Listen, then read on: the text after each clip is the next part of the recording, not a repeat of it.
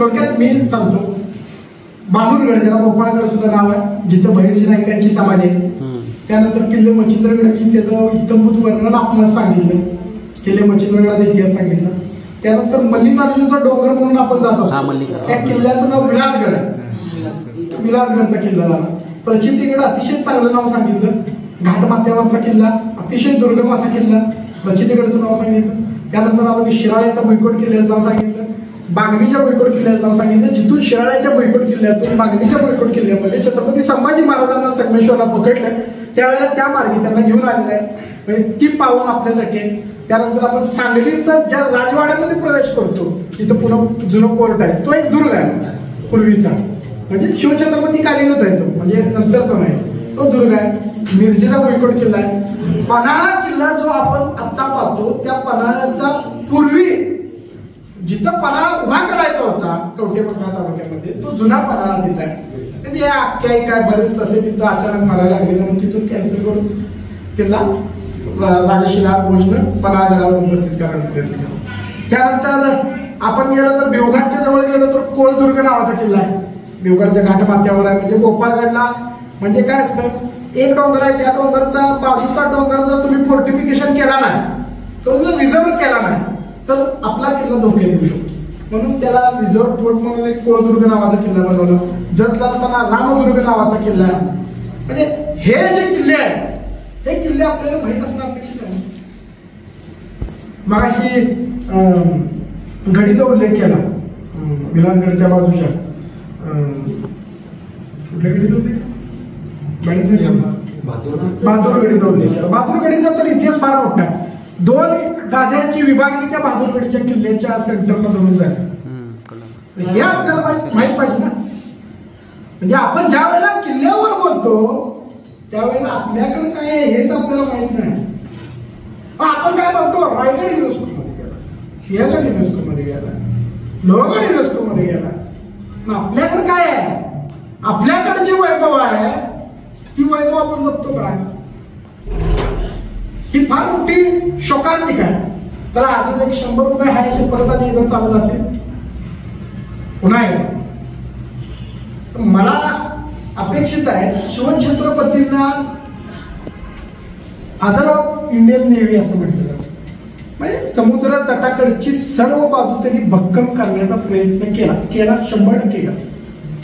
जे आता बॉर्डरवरचे जेवढे म्हणजे शिवाजी महाराजांचं स्थापत्यकला कौशल्य आहे ना, ते खऱ्या अर्थानं जर कुठे दिसून येत असेल ना, ह्या दुर्ग हे पूर्वीपासून आहेत, शिलाहार राजापासून आहेत.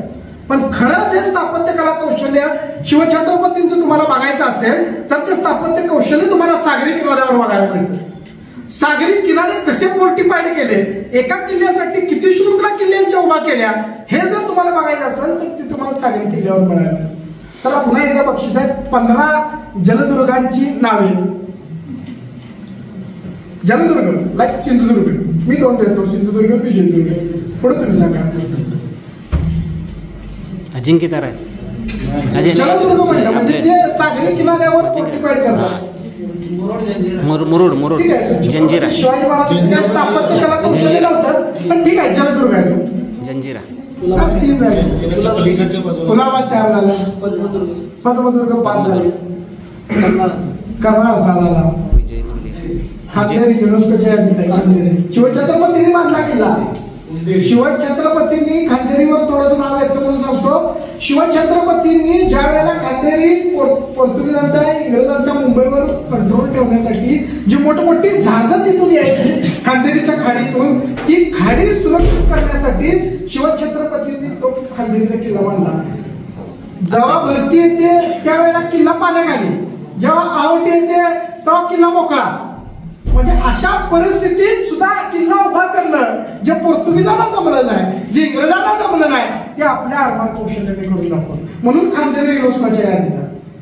त्यापेक्षा अतिशय सिंधुदुर्ग, इतर किल्ले चांगले आहेत पण खांदेरी काय त्या, ही त्याचं मुख्य कारण आहे. कारण की अतिशय कठीण परिस्थितीमध्ये आज जरी गेला तर ओटी असत्या त्यावेळेला आपण चालत जाऊ शकतो, भरती असत्या त्यावेळेला मुठीत जावं लागतं.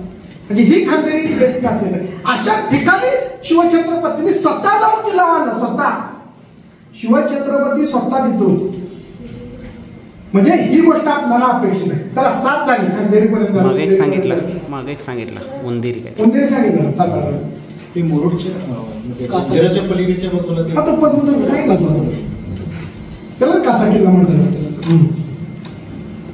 म्हणजे आपण ज्या वेळेला शिवछत्रपतींचा विचार करतो, शिवछत्रपतींच्यावर बोलतो, शिवछत्रपती कशामुळे आहे, शिवछत्रपतींचं सगळं सार राज्याभिषेकाची बकरीत आहे. शिवछत्रपतींचे सगळे सार आहे, त्यांचे दुर्ग आहेत. दुर्गच नसतील तर स्वराज्य नसेल हे शिवछत्रपतींनी जाणून होते. म्हणून शिवछत्रपतींनी इतर ठिकाणी त्यांचा प्रचार जास्त केला नाही. म्हणजे तुम्हाला सांगायचं म्हटलं तर खालनं चालू केलं तर शिवछत्रपतींनी पोर्तुगीजांच्या छताडावर उभा राहून गोव्यामध्ये खोळगड नावाचा किल्ला उभा केला. त्याला आता कापदरामा नावाचं त्या किल्ल्याला नाव आहे. काहीतरी गोव्यात फिरायला गेला तर तो किल्ला बघा. शिवछत्रपतींनी स्वतः बांधला. पोर्तुगीजांना टाच बसावी म्हणून त्यांच्या इथं जाऊन किल्ला उभा केला तयार केला. खोलगड नावाचा किल्ला, त्याला कापदरामा असं नाव आहे. त्याच्यावर आलं तर तुम्हाला तेरेकोलचा किल्ला आहे. त्याच्यावर आला की यशवंतदुर्ग आहे, जो रेड्डीचा गणपती आहे त्याच्या बाजूला आहे. त्याच्यावरच्या साईडला आला की तुम्हाला पूर्णगड किल्ला आहे. तो तर आता फोर्टिफाईड केला, म्हणजे चांगल्या पद्धतीने विकसित केलाय. कधी तर गेला कोकणात तर पूर्णगड किल्ला बघा, जुन्या काळात जसा होता तसा उभा करण्याचा प्रामाणिक आणि चांगला प्रयत्न केलेला आहे. म्हणजे तिथल्या प्रशासनाला आमचं काय मानाचं बरोबर. पूर्णगडच्या किल्ल्याच्या पलीकडे नेवतीचा किल्ला आहे, म्हणजे सिंधुदुर्ग किल्ला इथं आहे. सिंधुदुर्गच्या वरच्या साईडला नेवतीचा किल्ला आहे. त्याच्या बाजूला सरजेकोट किल्ला आहे. त्याच्या बाजूला आता शिवछत्रपतींची मूर्ती पडली तर राजकोटचा किल्ला आहे. म्हणजे सिंधुदुर्ग किल्ला ज्या वेळेला बांधला त्यावेळेला त्याची भक्कमता वाढवण्यासाठी शिवछत्रपतींनी हे पहिला 3 किल्ले बांधले. पूर्णगड ही त्यातलाच आहे, खाडीवर उभा केलेला. म्हणजे 4 किल्ले हे सिंधुदुर्गच्या फोर्टिफिकेशनसाठी, त्याच्या मजबूतीसाठी उभे केले. पूर्णगडचा किल्ला, नेवतीचा किल्ला, सरजेकोटचा किल्ला, राजकोटचा किल्ला आणि ह्या सगळ्यांच्या किल्ल्यावरून जो नियंत्रित राहतो किल्ले सिंधुदुर्ग. हे शिवाजी महाराजांना प्रत्येकाला आवश्यक आहे. नुसता सिंधुदुर्ग बांधला असता कुठल्या पण बाजूने कुणी पण अटक केला असता, कधीही मिळाला असता. किल्ला बांधणं सोपं असतं पण किल्ला टिकवणं खूप अवघड असतं. किल्ल्यासाठी खर्ची होणारी रक्कम जी आहे, जी होण आहे, ते पदरातनं ते आपल्या सर्वसामान्य लोकांच्यातून उभा केलेली किंमत आहे. म्हणून ते किल्ले इतके भक्कम असणं अपेक्षित आहे. त्याच्या वरच्या साईडला विजयदुर्गचा किल्ला आहे. आपण मगाही सांगितल्याप्रमाणे सुवर्णदुर्गचा किल्ला आहे. त्या हार्ले बंदरला गेला तर हार्ले बंदर नुसतं मासं खाऊ नका, तिथे गोवागड किल्ला आहे. तो गोवागड किल्ला बघा. त्याच्यावर खांदेरी आहे, उंदेरी आहे, कुलाबा आहे, अलिबागचा किल्ला आहे, पद्मदुर्गचा किल्ला आहे. म्हणजे ही किल्ल्यांची शृंखला आहे. ही शृंखला ज्या वेळेला आपण उभा करतो ना, हे किल्ले एकमेकाला कनेक्टेड असतात ना, त्यावेळेला हे स्वराज्य निर्माण होतं. एक किल्ला असला दुसरा किल्ला ताब्यात नसला ना, तुम्ही अनसेक्युर्ड होता. तर हे झाली जळदुर्गांची. पुन्हा इथे त्यांचे 100 रुपये वाचलेले आहेत. म्हणजे ह्या गोष्टी आपल्याला अपेक्षित आहेत ना, माहित पाहिजे, अपेक्षित आहेत. म्हणजे महाराष्ट्रामध्ये 3 उंच शिखर प्रमुख. त्यातलं पहिलं कळसूर आहे, 5400 उंची. त्यानंतर दुसरं जे उंच शिखर आहे माहित असेल, साल्हेर. 5150. साल्हेर हा किल्ला आहे. साल्हेर किल्ल्यावर कधीतरी एखादी तुम्ही जर रात्र विसाव्यासाठी गेला तर तुम्हाला समजेल सह्याद्रीचा वारा काय असतो. हे जे आकाश तारांगण असते ते आपल्या जवळ किती जवळ येत असते. म्हणजे अशा ठिकाणी आपण जेव्हा एखादा दिवस प्रवास करतो ना, त्यावेळेला तुम्हाला या गडदुर्गाचं, त्या सह्याद्रीचं वेळ लागतं. आणि एकदा या सह्याद्रीचं वेळ लागलं तुम्ही त्या रांगेत भटकत राहता. आता साळुंके सर मला माहित आहे, साळुंके सरांचा आवडता किल्ला मला माहित आहे. तुम्हाला माहित आहे की नाही मला माहित आहे. पण साळुंके सरांचा आवडता किल्ला भैरवगड, हे मला माहित आहे. ते भैरवगड तर बऱ्यापैकी पोलीस तालुक्याला दाखवण्याचं काम केलं. म्हणजे ही जे दुर्मिळ किल्ले ते आपल्याला माहित असले पाहिजे. ती शैलबारीची जागा आहे. ज्या किल्ल्यामध्ये ही मोठे मोठे किल्ले येतात, म्हणजे उंबरगड नावाचा किल्ला येतो, त्याच्या खाली जी रांग आहे ती डौलबारी रांग आहे. त्यामध्ये साल्हेर येतो, सालोटा येतो, हे किल्ले त्यामध्ये येतात. आणि त्याच्या खालची जी रांग आहे ती विलक्षण प्रचंड मोठी रांग, ती अजंठा वेरूळची रांग आहे. सप्तपुळाची रांग अशी त्याला म्हणतात. तर ह्या रांगेत जे किल्ले आहेत ते अतिशय विलक्षण किल्ले आहेत. म्हणजे हरगड किल्ला आहे, त्यामध्ये शिवनेरीचा किल्ला आहे. म्हणजे असे बरेच किल्ले त्या रांगेत येतात. ह्या झाल्या हॉरिझॉन्टल रांगा. आणि ज्या व्हर्टिकल रांगा आहेत ज्याला मूळ सह्याद्री म्हटलं जातं, जिथं छत्रपती शिवाजी महाराजांचं स्वराज्य उदयास आलं, ते जे किल्ले आहेत ते आपल्या बाजूचे किल्ले उभे राहतात. आता जी मच्छिंद्रगडाची रांग येते ती महादेवाची चुकार रांग म्हटली जाते. सह्याद्रीची रांग ही दातेगडापर्यंत येते. दातेगडाचं नाव आलं म्हणून सांगतो, दातेगड जर कधी बघायला गेला, पाटणपासून जवळपास एक 5 किलोमीटर अंतरावर 15 किलोमीटरच्या अंतरावर किल्ला असणार आहे. किल्ले दातेगड. छत्रपती शिवाजी महाराज किल्ल्यावर आले. छत्रपती शिवाजी महाराजांनी बघितलं 9 फूट उंचीतली गणपतीची मूर्ती त्या किल्ल्यात आहे. पुढे हनुमानाची मूर्ती आहे. छत्रपतींनी ती मूर्ती बघितली आणि त्या मूर्तीकडे बघितल्यानंतर छत्रपती म्हणाले किती सुंदर हा गणपती, आजपासून एक किल्ले दातेगडचं नाव किल्ले सुंदरगड झालं. म्हणजे ह्या गोष्टी आपल्याला माहित असणं अपेक्षित आहे. ज्या वेळेला अंगारकी योग असतो, आता मी त्या अध्यात्मिक गोष्टीला थोडंसं मानत नाही, पण अंगारकी योग असतो म्हणजे अंगारकी संकष्टी असते, त्यावेळेला काही सायंटिस्ट लोक, काही वेगवेगळे बरेच सायंटिस्ट लोक असतात. तर म्हणजे ICT म्हणून आहे मुंबईचं, त्यातली काही लोक तिथे येतात आणि गणपतीचं मुख या साईडने उत्तर दिशेला, हनुमान पूर्व दिशेला आहे आणि त्याचा जो सेंटर आहे ना तिथं कॉस्मिक एनर्जीची डेव्हलपमेंटची तयारी करत असते. मला माहित नाही का त्यांचा अजून त्यांना त्याचं सोल्युशन नाही आहे, पण त्यांच्याकडे जे तिथं डाटा कलेक्शन होते ते डाटा कलेक्शन त्यांना विचलित करणार म्हणून ते तिथं कॉस्मिक एनर्जीचा प्रवाह असण्याचा उल्लेख करतो. तलवार विहीर आहे दातेगडावर, तलवारीच्या आकाराची विहीर आहे. गजलक्ष्मी त्याच्यावर कोरलेले आहे. माझा तर वैयक्तिक अंदाज आहे, म्हणजे मजा म्हणून सांगतो, स्वराज्याचं सगळं सोनं त्या किल्ल्यावर असं माझा अंदाज आहे. म्हणजे आपण एक क्युरियोसिटीने विचार करत असतो तर ती त्यात आहे काय असा माझा एक अंदाज होतो. कारण की त्या दातेगडावरची जी तलवार विहीर आहे त्याच्यावर गजलक्ष्मी बऱ्याच कोरलेले आहे. तर ह्या जो शिवछत्रपतींचा इतिहास आहे आपल्याला माहिती असणं अपेक्षित आहे. रायगडावर छत्रपती शिवाजी महाराजांचा राज्याभिषेक झाला आणि त्यानंतर बरोबर 7व्या ते 8व्या मिनिटाला रायगडावर शिवछत्रपतींचा राज्याभिषेक झालाय. हे पारगड किल्ला जो कोल्हापूर जिल्ह्यातला शेवटचा किल्ला आहे त्या किल्ल्यावर 7व्या ते 8व्या मिनिटाला समजलं. हे कसं समजलं? व्हॉट्सअप नव्हतं, काही ईमेल नव्हतं, काही नव्हतं. तर ही किल्ल्यांची शृंखला शिवछत्रपतींनी उभा केली. रायगड आहे, रायगडच्या बाजूला जर पाहायला गेलं तर आपण प्रतापगडचा किल्ला आहे. रायगडच्या बाजूला गेलं आपण पाहायला गेलं तर रसाळगडचा किल्ला आहे, मधुमकरणगडचा किल्ला आहे, सुधागडचा किल्ला आहे, सरसगडचा किल्ला आहे. त्याच्या पूर्वेच्या बाजूला, पश्चिमेच्या बाजूला जर आपण पाहायला गेलं तर लोहगडचा किल्ला आहे, विसापूरचा किल्ला आहे, तुंग आहे, चिखोट आहे. त्यानंतर या बाजूला पाहायला गेलं तर सिंहगड आहे, राजगड आहे, पुरंदर आहे, रोहिडेश्वरचा किल्ला आहे, केंद्रगडचा किल्ला आहे. त्याच्या बाहेरच्या बाजूला जर पाहायला गेलं तर पुरंदरचा किल्ला आहे, वारुगडचा किल्ला आहे.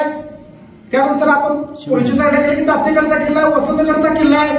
म्हणजे ही शृंखला आहे. त्या किल्ल्यावर एखादी गोष्ट धूर दिला तर दुसऱ्या किल्ल्यावर तो धूर द्यायचा आहे, त्या दुसऱ्या किल्ल्यावर तो दुसरी गंजी पेटवायच्या. असं 8व्या मिनिटाला शिवछत्रपतींचा राज्याभिषेक झाला हे पारगडच्या किल्ल्यावर समजलं. म्हणजे ही आपल्याला माहित असायला पाहिजे किंवा शृंखला काय असते, स्थापत्यकला कौशल्य काय असतं, किल्ल्यांचे अवयव काय असतात. दिंडी दरवाजा कशाला म्हणायचं, चोर दरवाजा कशाला म्हणायचं, पालखी दरवाजा कशाला म्हणायचं, पुष्पखाना कशाला म्हणायचं, सराफखाना कशाला म्हणायचं, या किल्ल्यावर असणाऱ्या गोष्टी. चुन्याचा गाणा काय काम करतो, त्यांचं सदर काय असते, सबनीस काय असतो, एक किल्ल्याची घोड्याची पागा काय असते. हे अवयव ज्या वेळेला किल्ल्यांचे छोटे छोटे कळतील त्यावेळेला आपल्याला कळेल. किल्ल्यावर बरेच जण जात असतात. अजून एक छोटासा प्रश्न, त्याला काय बक्षीस नाही, पण ज्या खोबण्या आपल्याला किल्ल्यात दिसतात, म्हणजे विजयदुर्गला गेला असेल तर खोबण्या दिसतात अशा तिरक्या, तर त्या खोबण्याला काय म्हणतात माहिती? त्या खोबण्याला काय तर म्हणत असतं की त्यातून तुम्ही म्हणू शकता की बंदूक मारत होते किंवा बाण मारत होते, तेल ओतत होते, असं धरून चला काय म्हणतात त्याला माहिती आहे? त्याला जाग्या म्हणतात, जाग्या सगळ्यात महत्वाची गोष्ट आहे. त्यानंतर त्या जाग्याच्या बाजूला बुरुज असतो, त्या बुरुजावर ते जागे असतात आणि त्याच्यावर माणूस एक चालत जात असतो. आणि चालायला असायला पाहिजे ना, तर ते चालतो त्याला काय म्हणतो आपण, त्याला फांजा म्हणतो. जाग्या फांजा या दोन भाग आहेत चालण्यासाठी, त्या तेल ओतण्यासाठी. म्हणजे ही गोष्टी नाव आपल्याला माहित आहे. कलारगा नावाचा एक गोष्ट होती, कलारगा आपल्याला माहित असतं. बुरुज आहे, एखादा छोटासा किल्ला आहे, तर अमात्यांच्या आदेशानुसार जिथं बुरुजाची भिंत संपल्या डोंगर चालू होतोय तिथं मुद्दामून खोबणीत, जिथं सोपी जागा आहे चढायला तिथं मुद्दामून झाडं लावण्याचा आदेश असायचा अमात्यांचा. तर अमात्यांनी काय केलं, तिथं झाडं का लावायची, तर ती झाडं याच्यासाठी लावायची की आपण तो किल्ला बाहेर एखादा चढायला सुरुवात केली तर ते झाडांच्या मुळे त्यांना बुरुजावर चढताना अडचण निर्माण व्हावी, ह्यासाठी तिथं जी झाडं लावली जायची त्याला कलारगा म्हणतात. हे छोटे छोटे अवयव आहेत. म्हणजे शिवछत्रपतींच्या या छोट्या छोट्या गोष्टींकडे अतिशय बारीक लक्ष होतं. तर हे स्थापत्य कला कौशल्य एकदा आपण किल्ल्यावर कधी तर जाऊ, सरांनी मला नेलं तर मी त्यांच्याबरोबर येईन आणि विद्यार्थ्यांना आपण या निमित्तानं नक्की घेऊन जाऊ, या दृष्टिकोनातून मी आपल्याला सांगतो. फक्त जाता जाता एक शेवटचीच गोष्ट सांगतो की मोहन दारे सगळ्यांना माहीत असतील, व्हिएतनाम सारखा एक छोटासा देश आहे. तर व्हिएतनामचे त्यावेळेचे अधिकारी होम चिन हे भारतात आले होते आणि मग प्लॅनिंग कमिशनचं माहिती त्यांना द्यायची होती.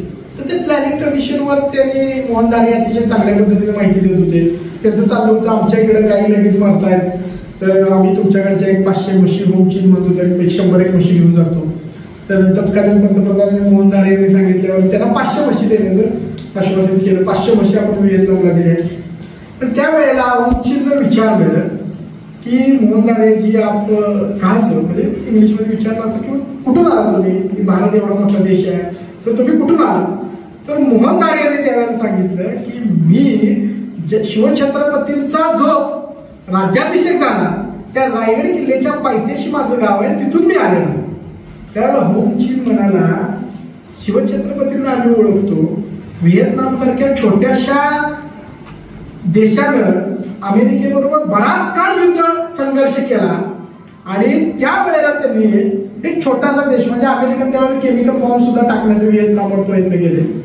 त्यावेळेला होम चिनने सांगितलंय की बाबा ज्या जगातले जनरल्स आहेत त्यांच्या वॉर स्ट्रॅटर्जीज आम्ही स्टडी केल्या, त्यामध्ये छत्रपती शिवाजी महाराजांची वॉर स्ट्रॅटर्जी आम्ही स्टडी केली, ती गोरिला वॉरफेअर स्ट्रॅटर्जी आम्ही वापरली, म्हणून आमचा देश या जगाच्या नकाशावर आहे. म्हणजे शिवछत्रपतींचा इतिहास वापरून शिवछत्रपतींची प्रेरणा घेऊन व्हिएतनाम सारखा देश या अमेरिकेसारख्या बलाढ्य देशाला झुकवण्याचं काम करत असेल तर शिवछत्रपती आपले आहेत ना, आपला कॉपीराइट आहे त्याच्यावर. शिवछत्रपती आपले तर त्यांच्या विचारांनी हे गडदुर्ग, हे दुर्ग संवर्धन आपण जपूया.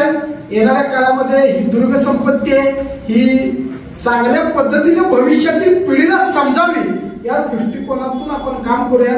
एवढी या चरणी या कार्यक्रम प्रसंगी मी प्रार्थना म्हणा या दुर्गा माता चरणी किंवा जय आता दुर्गा भवानी या चरणी मी विनंती करतो आणि इथे थांबतो.